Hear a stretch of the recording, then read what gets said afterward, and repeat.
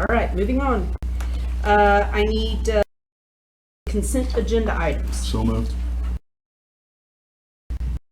Discussion? Do we need to? All those in favor say aye. Aye. And I abstain on that. All right, difference makers. Yes, we'd like to recognize our goal to become the premier school district in the state is that we have difference makers every day, and so we have a couple tonight we'd like to recognize. First, if Lori Rost and Scott Salmons, if you would come introduce Callie Spurgeon and tell us why she's a difference maker, and then I'll let you introduce her. Yes. Callie Spurgeon, 5th grade teacher at Pike Trail. This was submitted by her friend and colleague, Madison Warren. So since coming to Pioneer Trail, Callie has been an incredible leader, mentor, and co-worker. Her outstanding personality lets her make lasting connections with staff and students alike. Callie works continuously to make her classroom safe and a warm environment for her students. For example, her use of flexible seating and lighting give the students a different setting to learn in, and therefore they're more excited to come in every day. Callie always greets her students with a smile and a high five at the door, and seems to share a little special moment with every one of them as they come in. As a co-worker, Callie is the first to volunteer to help or create a new resource. One day after school, I couldn't figure out an interactive activity I wanted to do, and Callie took her time out of her own day to explain the lesson and how to execute it specifically for my students. Callie has also spearheaded the project of organizing the entire 5th grade into reading groups, and this has enabled us to create flexible grouping and therefore to be more effective with our instruction. Callie is a difference maker because of her passion for education and people. Her joy for teaching creates a more positive and upbeat atmosphere not only for our team, but our pod of 4th and 5th grade teachers. I believe she changes the lives of those she works with and has more incredible accomplishments coming in her future. Congratulations, Callie.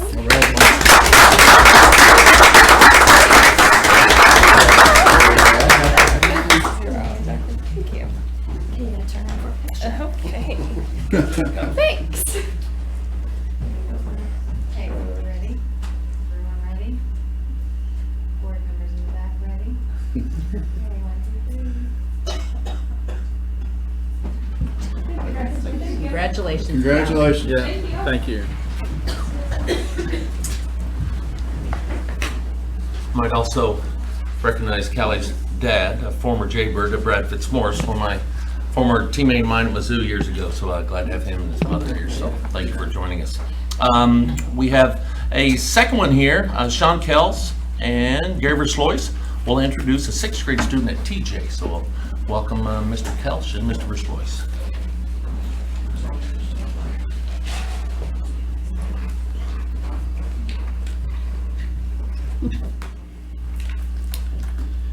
So we have with us tonight Miss Delaney Binky.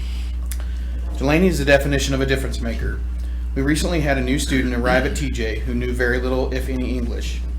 When we began our FitnessGram testing, Delaney noticed our new student didn't have a partner. She decided to step out of her comfort zone and take the student under her wing. She paired up with her through every one of our tests. Delaney also has been a positive role model in this student's life by showing her the TJ way. Since Delaney has come into the student's life, she has blossomed. You can see her smiling and participating in everything we do. Delaney, it takes someone special like you to do what you have done, and we appreciate your kindness and compassion that you are showing. Keep being a difference maker.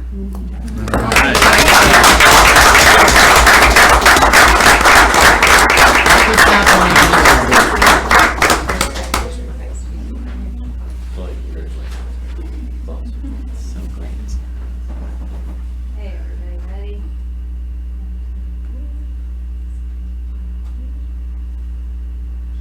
Let mom, Mom's it's- behind I'm you. guessing mom's, yeah. Yeah. Congratulations, Mom. Yeah, Kelsey. congratulations, mom. Way to go. Yeah, take one with mom in it. Too? That'd be great. Yes. Yeah. Yeah. Terrence, Delaney, can we have a picture with you and your mom? She did Callie with her mom too. that's right, we can get the other one for mom. Yeah. It's family night. It's family night. The parents should get half the award, right? Absolutely. Really? Absolutely. Mary, Okay, let me get my, you should go in there too. okay, ready, 1, 2, 3. Brian, I'll come in along here. Okay. Yeah, perfect. I left you on Delaney's side here. Make her feel We're short. gonna make her crouch. Very good. That's gonna be an awkward post. Thank you. I'm gonna have fun Callie? with that one. We're going with Callie? You want to get one with your Come parents? on, get one with your mom. Yeah. Since your parents came to support, they should That's get your right. picture too. And Dad too. Parents. All of you. We want to know Come what, on, everybody. we want Brad to say what Larry's real name was in football. Stone hands or no hands?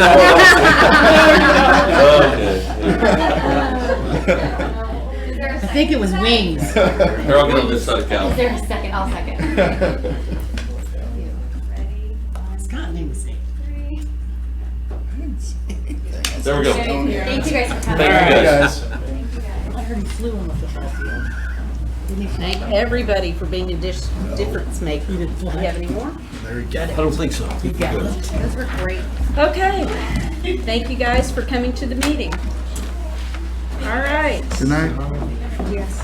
We're going on with Dr. Schindorf, I'm gonna go home Chief and of watch this on Learning. TV now. Don't make funny. I'm gonna stream live it now. Don't make funny faces. See you guys. We can see you. Okay, I wanted to share some updates with you tonight, some changes that we need to make to our curriculum writing process. So this year, each year we have a group of teachers who help support curriculum writing, and this year was no different. We had a pretty large group, probably one of our larger groups for writing curriculum. We had approximately 70 teachers lined up this year to write curriculum. And what we do is we divide them up into 3 groups. So this year, group 1 was all of our specials like art, music, and PE, guidance counseling. Group 2 was K-12 social studies, and group 3 was several high school electives and honors courses, things like that.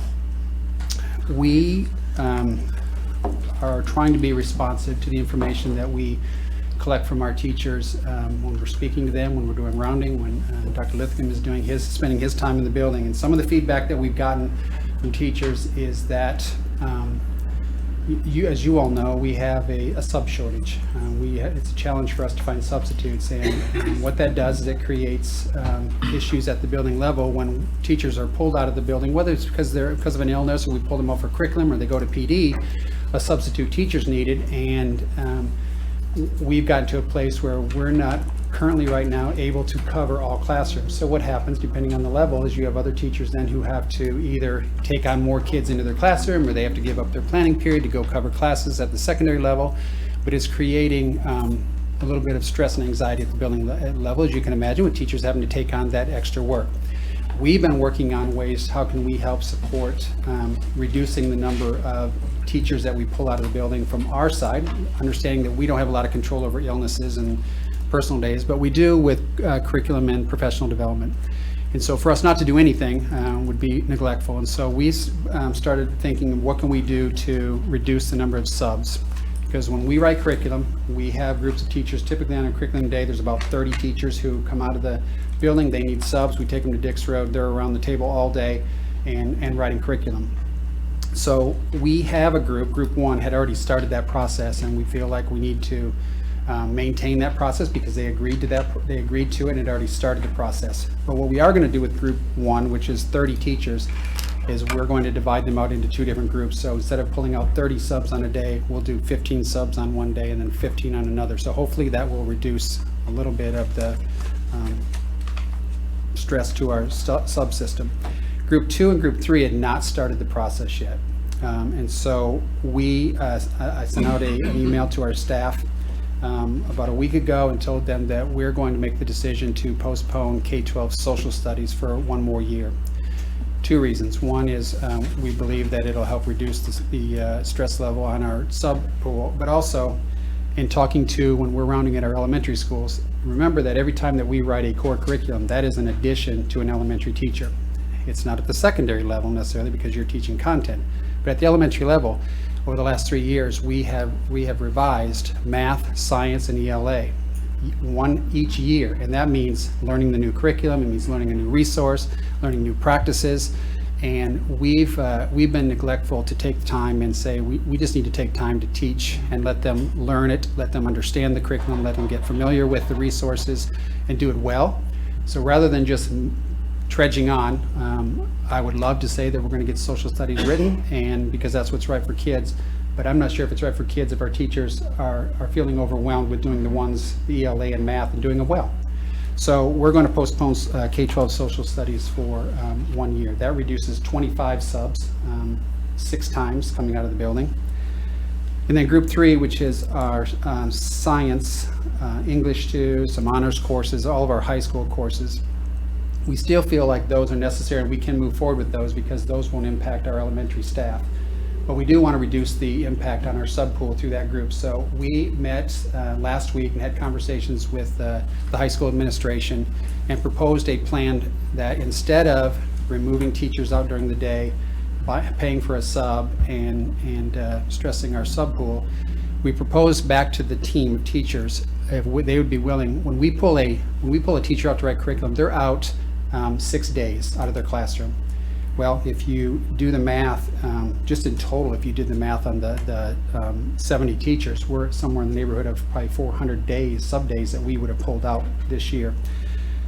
We have 16 teachers at the high school level, and we believe we can still move forward. What we've asked them is, instead of pulling them out for 6 days, it typically costs us about $800 to pull a teacher out through the year by the time we pay for their sub and pay for meals and that kind of stuff. We propose to them that rather than paying for substitutes, that we pay them the $800 stipend and bring them in after school, provide the support structure, and then they would do some homework in between those after school sessions. And so we proposed it to them to say, would you be willing to do that? It's a change from what we've done in the past. Not everybody loved the idea. Obviously, if you've got small children, they're a little concerned, but the majority of the staff from the high school said that they like the plan and they're willing to try it as a pilot this year. So I think we're going to move forward with, we'll continue to write with group 1. We're going to postpone group 2, and then group 3, we're going to, instead of pulling out during the day, we'll use that money and we will pay our teachers a stipend to work off contracted time to help support that curriculum. So we'll do it as a pilot. We'll see how it goes this year, and we have the ability to use Google Docs and do a lot of feedback back and forth from our curriculum coordinators to our teachers as they do work. They'll come in 4 times for a couple of hours after school, which is part of the stipend. So they'll come in for a couple hours. They'll get up to speed on what work needs to be done next and review the work that they've done and move forward. So we're going to try that pilot for the remainder of this school year. We believe it's the right thing to do to help support elementary. And it's the right thing to do right now. We're in crisis mode with our substitutes, and we need to do something. And so we hope that this is going to help. So questions about that?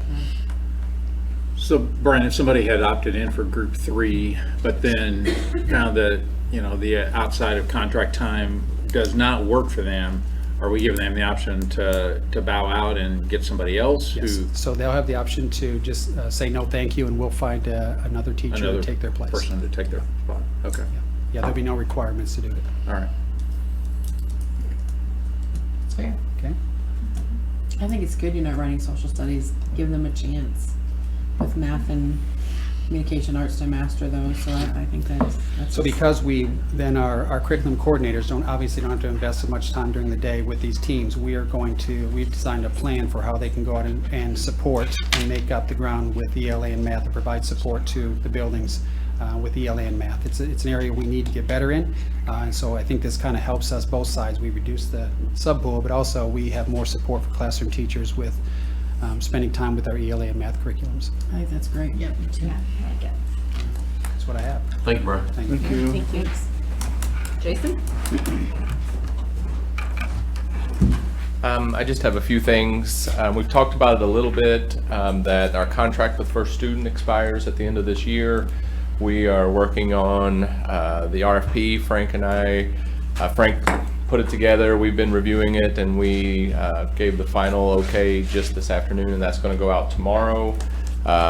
Responses are due back November 15th, and we hope to have done the evaluation, interviews, negotiations, and have a recommendation for you on the December board meeting for a start date of July 1st of 2020.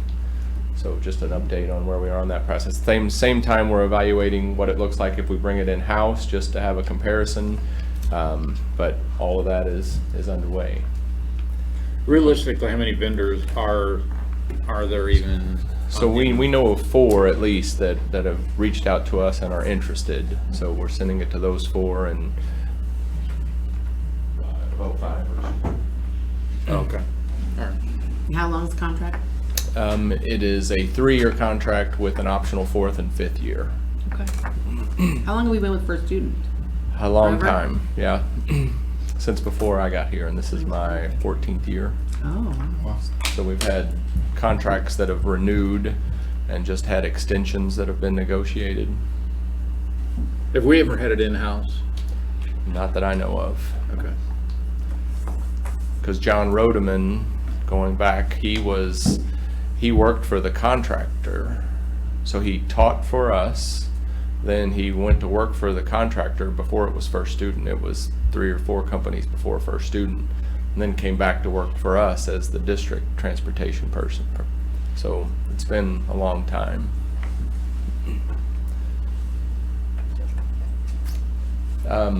Next topic is on the student calendar. Yeah, I know you and I emailed, and we hope to bring you a first draft of the calendar tonight. You see it is not on the agenda.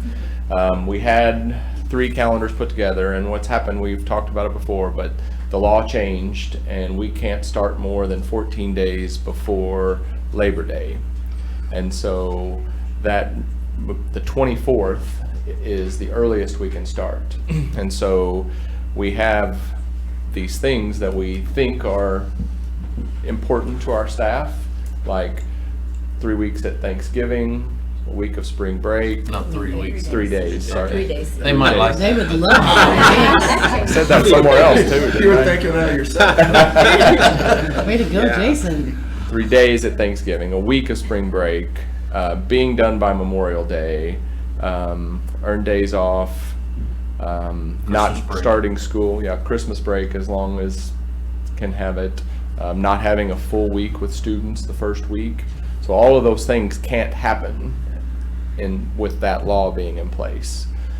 So we have a poll out now to the staff that went out Friday asking, prioritize these things, what's most important to you? And as of this afternoon, we already had 577 votes, so it's kind of important to our staff.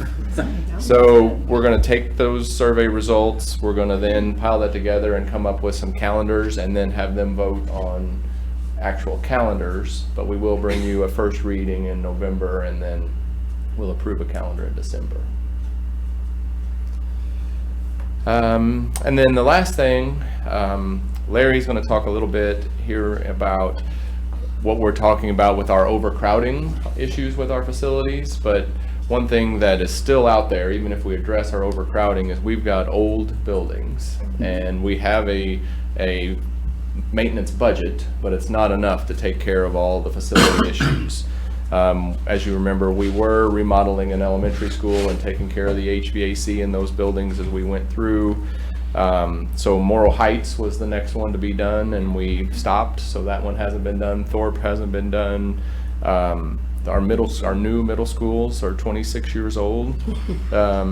Actually, this year we replaced the HVAC controls in Lewis and Clark, and Frank, I'm right that they are basically floppy disk DOS run systems that control the HVAC systems of still TJ. We replaced Lewis and Clark this year, but TJ is still run. So that's the kind of stuff that we have out there. So we're maintaining with what we have, but there's another revenue stream that we can access, and so we're investigating that, and it's called energy performance contracting.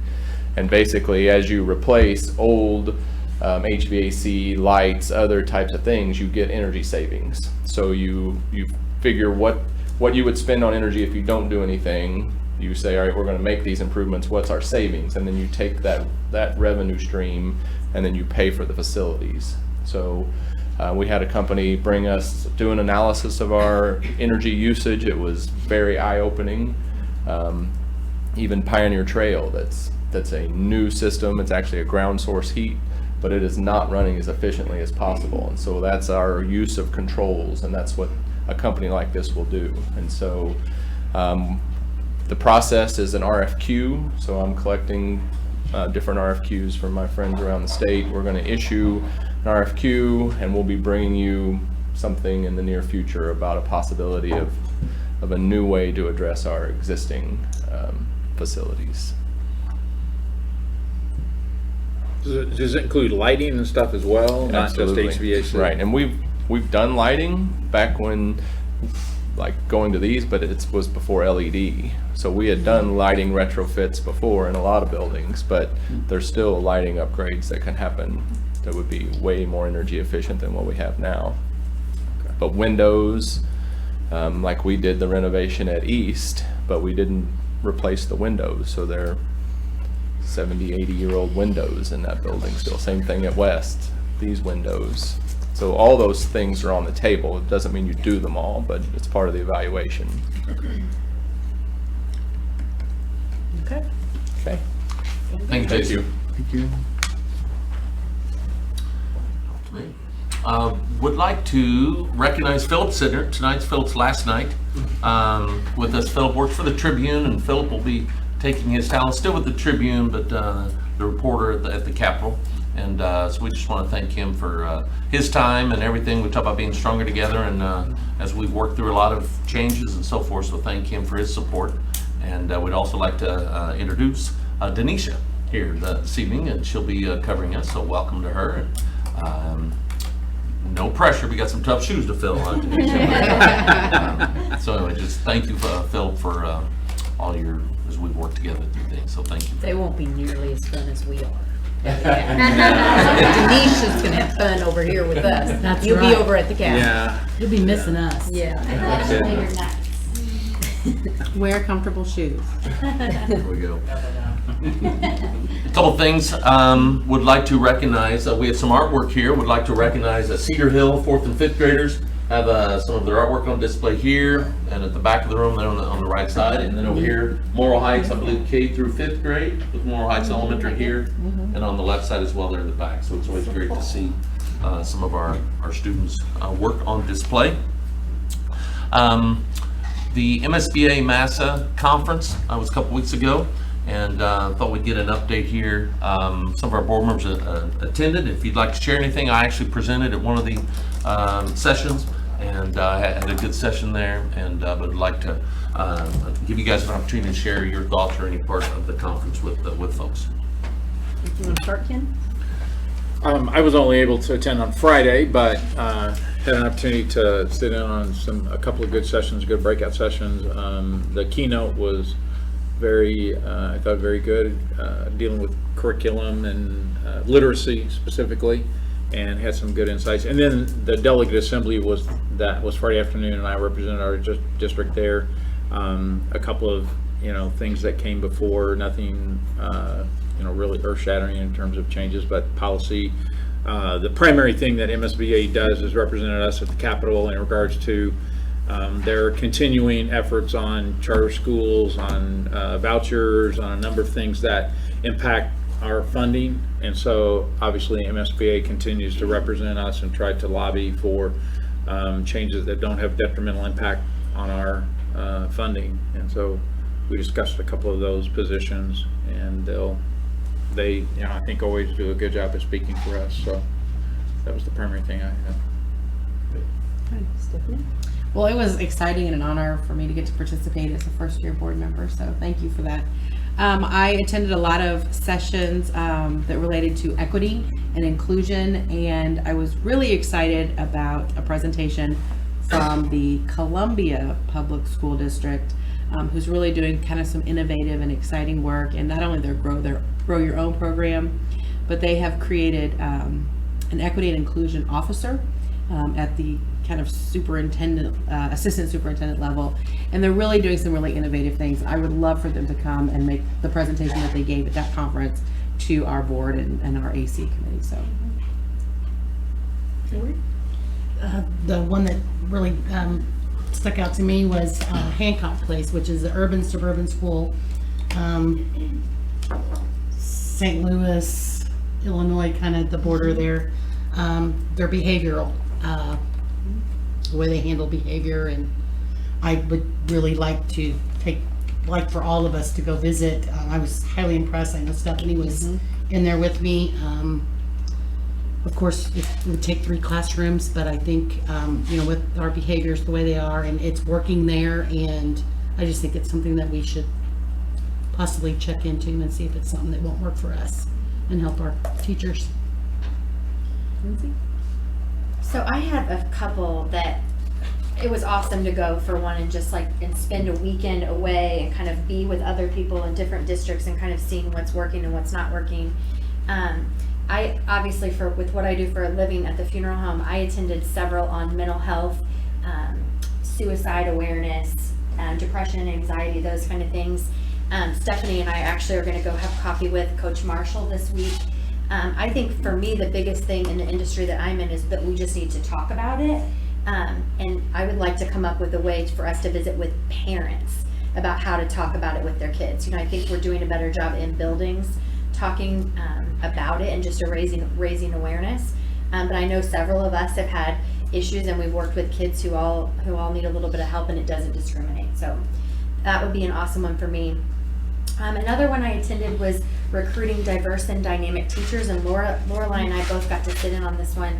And they talked a lot about, obviously we want diverse and dynamic teachers, but teachers of color, how to recruit more and keep them. And they've got an awesome Grow Your Own program that they're doing in Columbia.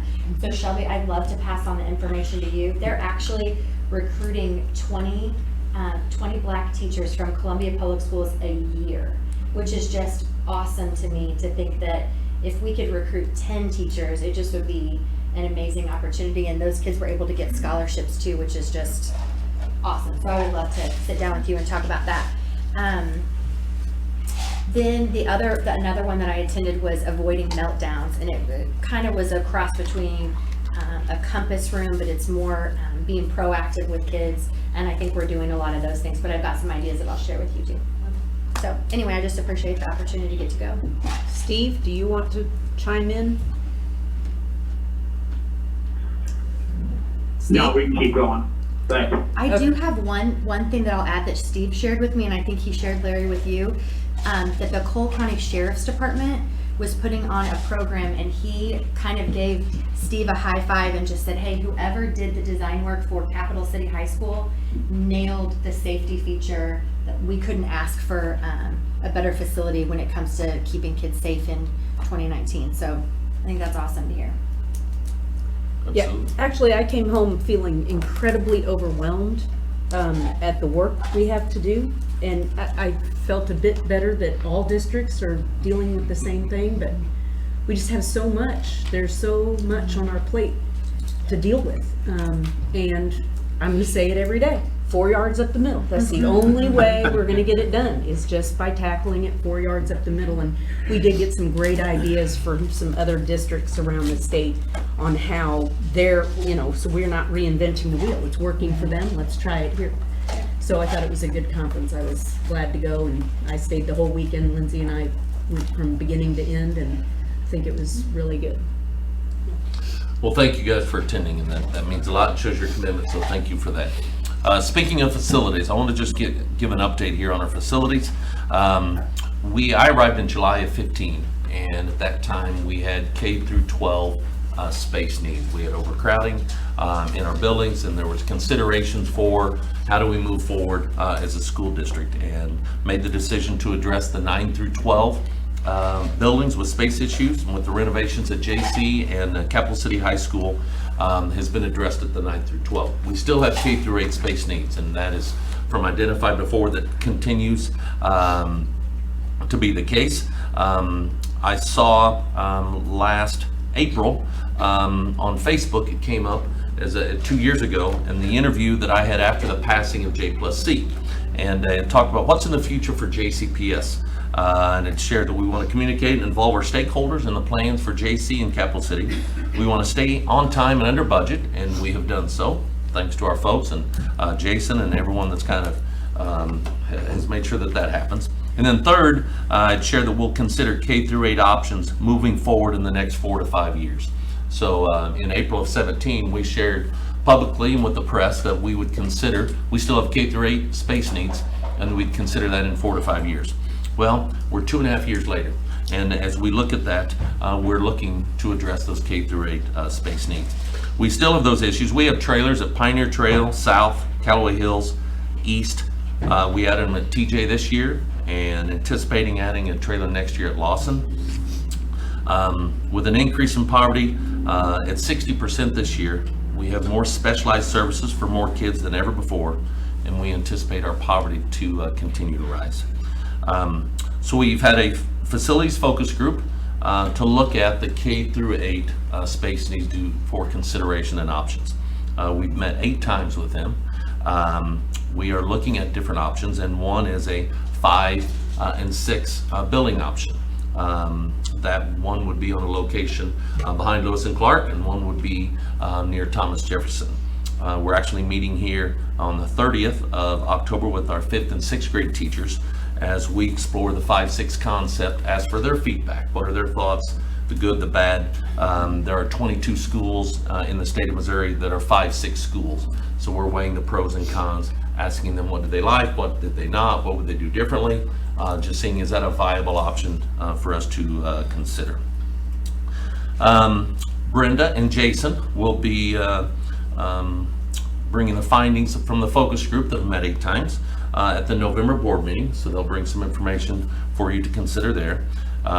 If we did run something in this spring, that timeline would be completed by the summer of 22 or opening in the fall of 22 if we did that, which would align with in April of 17 we said that that would be a possibility. So that would be 5 years later if we did that, and that decision again has not been made, but they'll present some findings and then we'll consider our options going forward with that. So as we look at our facilities update, we also look at our outdoor facilities update. With the J+C campaign, with Capital City, having practice facilities at Capital City and making sure that aligns with a phase 2 of future plans to have competition facilities there. So we want to make sure that whenever that day comes, that it would, the work that's been done so far, that it can just build upon that versus having to start from scratch, and they've done a great job with that. We want to make sure that if you go to Jefferson City or Capital City, that you have the same athletic and activity opportunities, regardless of where you go to school, that all students will have the same opportunities. So we have been working on, and actually started in September of 2018, a phase 2 at Jefferson City High School. And those were considerations to have on their own campus, like they do at Capital City, or that they will with phase 2 at Capital City at JC. And that was on the south side of Stadium, to consider options with the field and the driver's ed range, that we looked at options to have our own soccer for JC and baseball and softball to share with that, and then tennis. With the tornado in May, Jason, I think, will give an update here as we touch on, as we look at with the tornado with Simonson. We were contacted by some homeowners and asked if we had any interest in purchasing those properties. So when they reached out to us, looking at that as how that might align with and the future possibilities to consider for facilities at JC. So Jason has worked through that. Those are just considerations as we look moving forward. So the underlining is, regardless where you go to school, we want you to have the same opportunities, whether you're JC or Capital City. And we would like to have our own facilities at Jefferson City on their own campus, instead of having to go to Riverside or to 179, to 63 Fields North, Vivian. We'd like to have them on our same campus. So we're working through that. We feel that's important to be a premier school district as we work through that. But our number 1 priority is our K-8 classrooms. And I have here number 2 is our athletic and activity facilities. Some folks have that reversed, that they feel like athletics are number 1. Athletics are important. We all know that. But it's I don't feel, and I don't think our board here, that our number 1 priority is to ensure that we have quality classrooms for all of our students. So going forward, all considerations will need to address the following. Number 1, anything we do would be a no tax rate increase. Okay, we're not looking at raising taxes.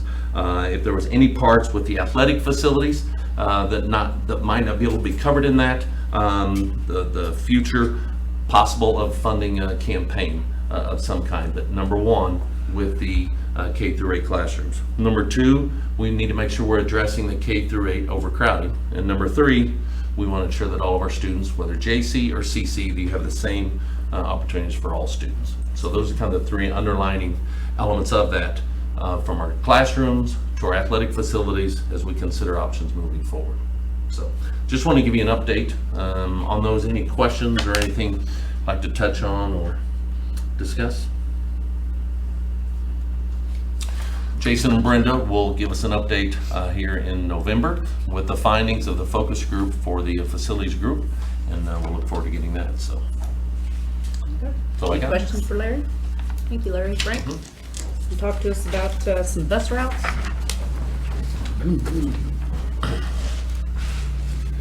I have a whole stack of papers back here, and I love our consent agenda, so there we go. That was very good. Forward. Okay, so coming to you for, in October, in February, we're required to bring our bus routes to you for approval. That's what we're doing for now for October for this school year. Also with that comes bus evacuations, bus safety month, as well as student counts that we'll be doing here shortly. In fact, I think they're actually doing them now, but and so we should have that data by the end of the month. But when we look at our district, here's like a 5-slide. There's our school district with our school boundaries, and those are all elementary boundaries. But when you look at it, it's 225 square miles, so there's a lot of challenge there, all the way Osage River to Centertown, clear down by Wardsville, and just south of Lake Mikey, just north of Holt Summit. So there's a lot of miles to cover. If you go to the next slide there, Jason, I can go through this. 225 square miles covering 18 buildings, 19 if you count High Road up in Columbia. So we go to Columbia and we have our bus route for that. And and I think we're going to be starting soon another student up there, right? Not at High Road, but at a different school. Not yet? Okay. We have contract with another school, and so right now there's one route that goes, one of our sped routes that goes up there. Currently, we're running 69 routes that they'll travel over 1 million miles this school year. We are transporting more than 5,000 students daily, so it's 5,000 in the morning, 5,000 in the evening, and that's just over half of our attendance. The on-time performance for our buses currently are 97.65, and that's from lot to first stop, and also to the first stop in the evening. The bell schedule went down this year with our change in transportation that we had, and mainly it's driven by middle schools. When they leave the high school, they're not getting to the middle schools on bell schedule at this time. We are still exploring options to try to tighten that up. I think that right now is as good as it's going to get the way that we're doing it.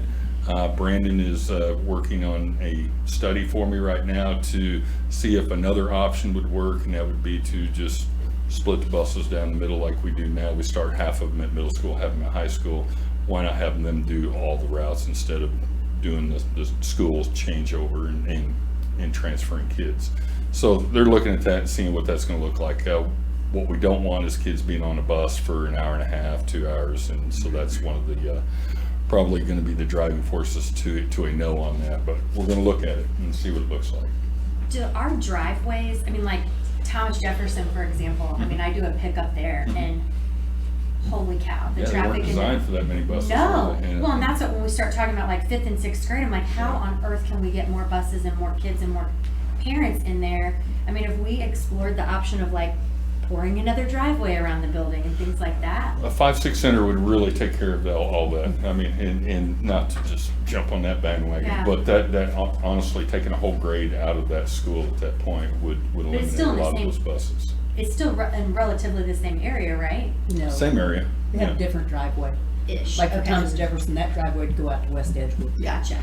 That answers Correct. my And question. In the there's, fire so station. if we take that grade level out, there's that many students that we wouldn't have to I transport mean, you that many can watch students the every day. buses at these schools waiting to turn in for Mhm. 15, 20 minutes. Don't in the get morning. stuck behind waiting for that No, line. 'cause yeah, you'll no, be I there dropped my kids off at the forever. wrong school and let them walk. Yeah. I don't have 20 minutes. They do that thing, I'm off in Boston and they walk. I know, don't send a letter home. Some things you probably shouldn't share. Don't put that in the News Tribune, please. Lindsay Rowden. Didn't hurt anybody, it's okay. I'll send those calls to you. Oh, thanks. Appreciate you. Not a problem. And then, and then right now, currently, we have 191 transportation IEP requirements, whether that be curb to curb, going to a different school out of boundary, kiddos that go to Lawson, Moore Heights. And so, I mean, we go clear north in Callaway County and take kids to Moore Heights, take kids to Lawson. So there's time that drives that. And when I get to this next slide, I'll show you what we did last year and where we are currently. So, you know, we changed our bell schedule to try to be more efficient. The route study that we did indicated 5 fewer routes for this year based on the same number of students but making our bell times unified. Last year, 2-tier routes, we were running 23 2-tier routes. That's where they have an A route and then the B route. The B routes are more efficient because they're a lot less cost. This year, we're running 42 of them. So we're able to be efficient in that area, as well as our 2nd tier AM or PM. That means they only run 2 tiers either in the morning or in the evening. We've eliminated 8 of those, and so we're now, those 8 probably went into the 2-tier scenario. Single tier routes, which are probably the least efficient, we had 19 of them last year. This year, we are only running 5 single tier routes. And those are those routes that go all the way out to Osage River, all the way out to Centertown. There's 3 of those routes also that are Jefferson City High School students that live in the capital city boundary. We run 3 of those buses, and those 3 were not part of the study. The study was done prior to us making those parameters of allowing those kiddos to go to Jeff City High School that lived in capital cities. So overall, when you look at the routing, we are 69, we were 71 last year, so we're 2 routes down from last year. And if you throw those other 3 that we will lose here in 2 years, we won't have those routes in after the year after next. And so essentially, we're the 5 routes down based on the study, which was surprising, just mainly because of the sheer number of kids. But First Planning Solutions does a good job of taking that data and giving us what we asked for. Sped routes, single tier, we had 7 last year, only 3 this year. And then ECSC, because it's a 1st tier route, we were able to bring them down to 4 morning routes as opposed to the 7 that we had last year. Now that may change as the year goes on because more kiddos come on board, and same way with the noon routes. Right now we're at 12 in the midday. That'll probably end up around 14 come February, just based on the number of enrollments that we have going in. But I thought this was a neat study when I pulled it up and started looking at, okay, what did we do last year? Where are we this year? It really showed that the bell schedule is helping our efficiencies. I've got some dollar figures associated with them, and then down the road what it looks like, and so we're definitely saving money this year.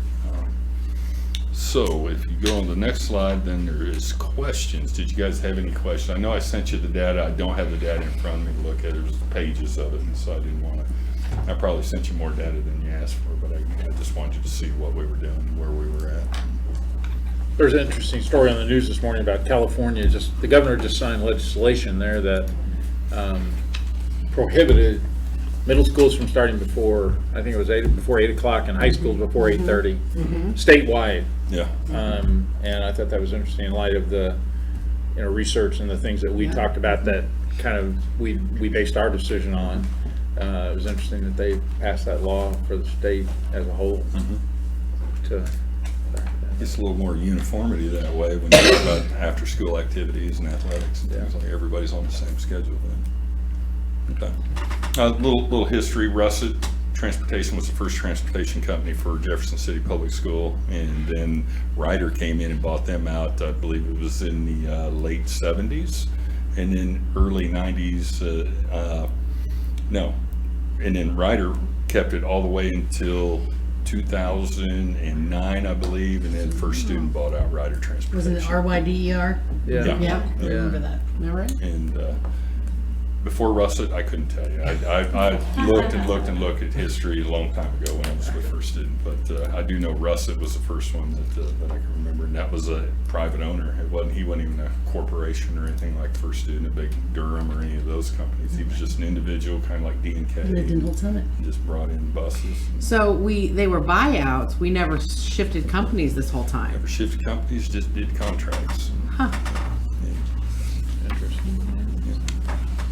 But anyway, so I bring the routes to you for approval for October. There's a motion to approve. So moved. Second. Have a motion and a second. Any discussion? All those in favor say aye. Aye. Any opposed? Motion passes. Thank you very much. Thanks, Frank. Thank you. All right. Thank you, Jason, Frank.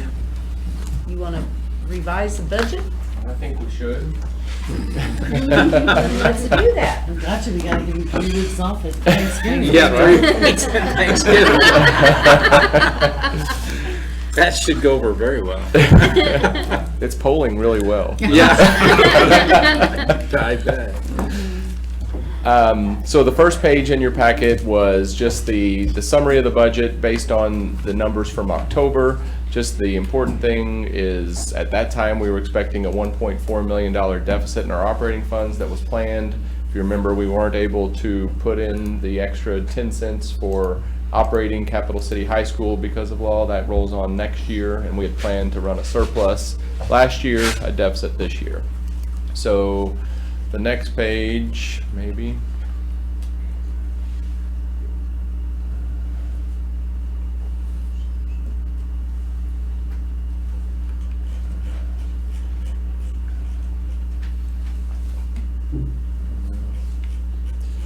All right, the top of the second page shows the revenue changes for operations.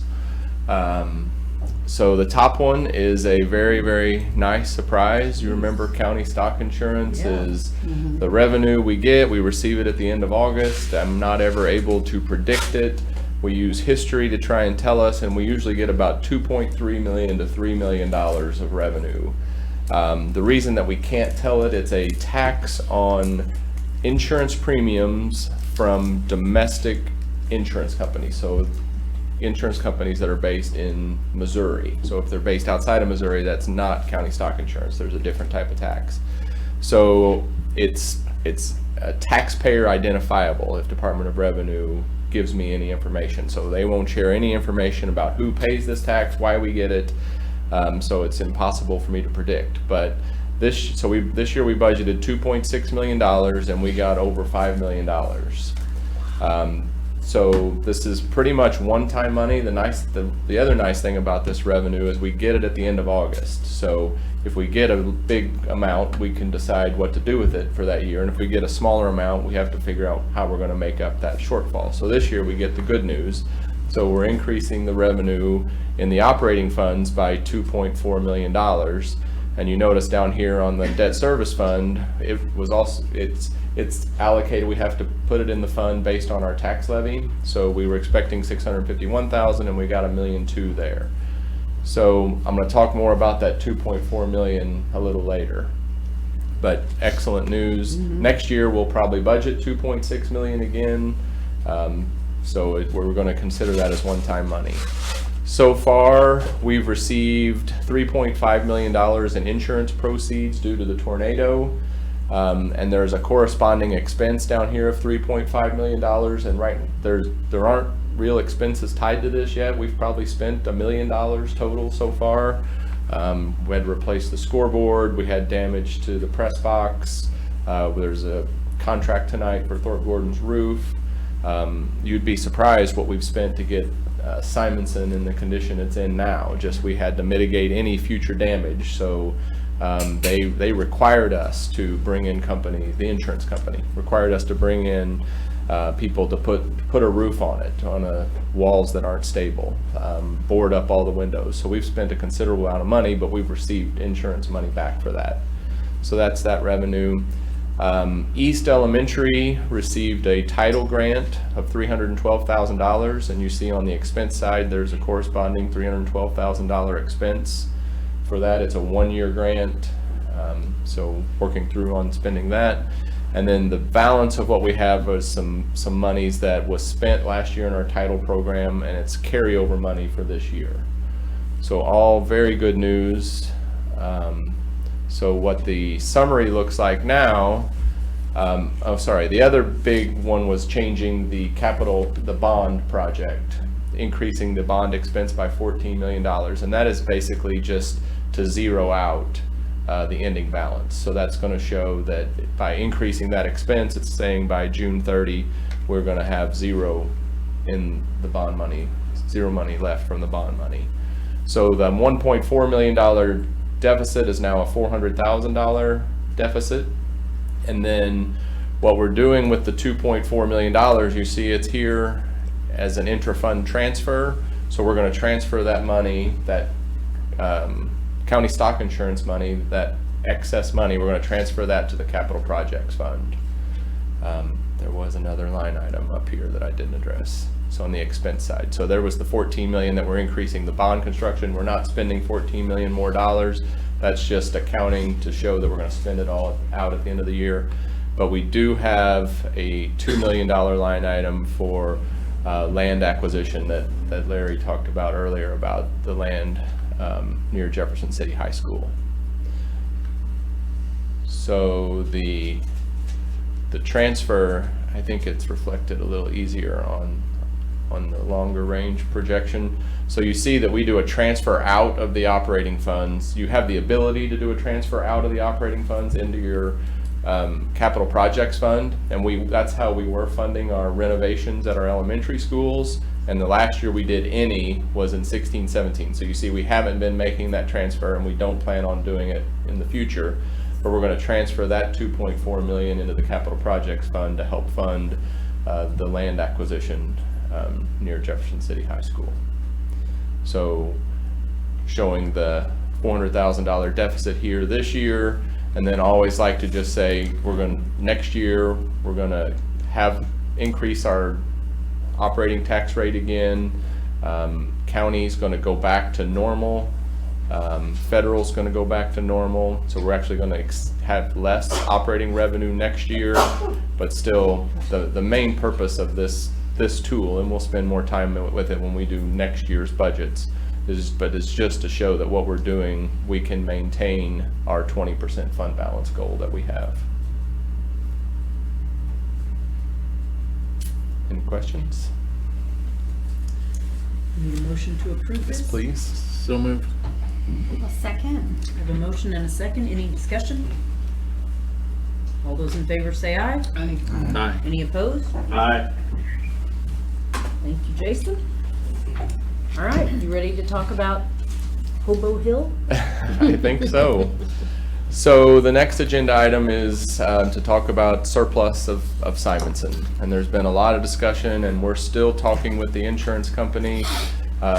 They've given us an estimate of what it takes to repair Simonson to the condition it was in before the tornado, and we know we had an estimate of at least $6 million before the tornado happened to get it to a building that we could use for the foreseeable future. So the number that the insurance company has is about $4 million, and we're negotiating, we think it's actually higher than that. So what we're asking tonight, and it's not a decision on what we're going to do with Simonson, but if we declare it as surplus, that's the first step that we have to do if we are going to dispose of the building. So that gives us options to start seeing what's out there, and just opens up the possibility to do something else with the building other than us having it. So we would get to take the insurance money and sell it through surplus. Right. Is an option. Correct. Or we take the insurance money and we add like an extra 4 million. Probably six, at least six. Okay. And that was a couple years ago. And we still have a 100-year-old building. Right. top of a hill with no parking. Correct. And have we had anybody express interest in purchasing it? We actually had, one person has been in and looked at it and actually came back a second time and brought an architect and looked at it. I got a call from a realtor this week, and I know you had mentioned someone else that maybe has some interest. So we do know that there is interest, and we haven't done any type of marketing that's put it out there that yes, it is for sale. Just people approaching us. So of the 3.5 million you have listed up here for insurance, that includes that includes money we've received for Thorpe? For Thorpe? And there, the that's not scoreboard, done. We'll get more. And for Simonson, and we're still expecting more. Exactly. They gave us here, we know you're gonna spend at least this, sign this, and you'll get this money, basically. Because took me a while to sign it, because I was like, I'm not signing this, we don't agree with your number. And they're like, you're not agreeing to any number. We know you're gonna get at least this much, so we're just trying to give you money. Well, who would like to make the motion to declare this surplus property? I think I would. I would love it if you would do that. I will make a motion to declare Simonson as surplus property. Can I have a second? Anyone? I'll second. Chicken. Any more discussion? I think it's important to say that something will happen with this building. It's not gonna sit boarded up, and there are good things that could happen with that building. Absolutely. So if it goes as surplus, do we get to, is it like, okay, if the best offer on the table is $100, that's it? Or how does surplus work like that? So I checked with MSBA's attorneys, and you have 3 basic options. You can do a bid, just an auction type of, you can actually list it with realty, and I forget what the third option is, but it wasn't as good as either as those, I don't think. So theoretically, somebody could come in for $1,000 and buy Simonson. Correct. Is that your offer? Not my offer. Well, this opens the door for us to entertain interest more formally, right? Correct. Because prior to that, you could not have engaged in any conversation about selling the property. Correct. Is that true? Right.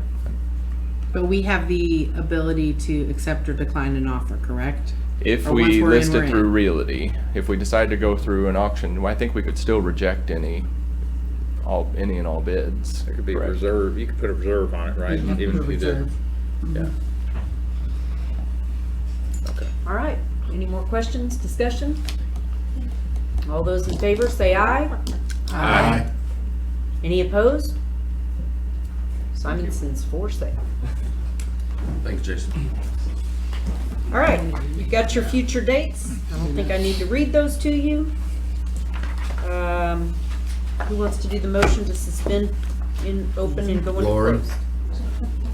Oh, I thought that was Motion to Lindsay's. suspend open to enter into the closed meeting by roll call vote pursuant to chapter 610.021 of the revised statutes of Missouri, sections 1, legal actions, 2, leasing, purchase, or sale of real estate, 3, hiring, firing, disciplining, 13, individually identifiable personnel records, and 14, records which are protected from disclosure by law.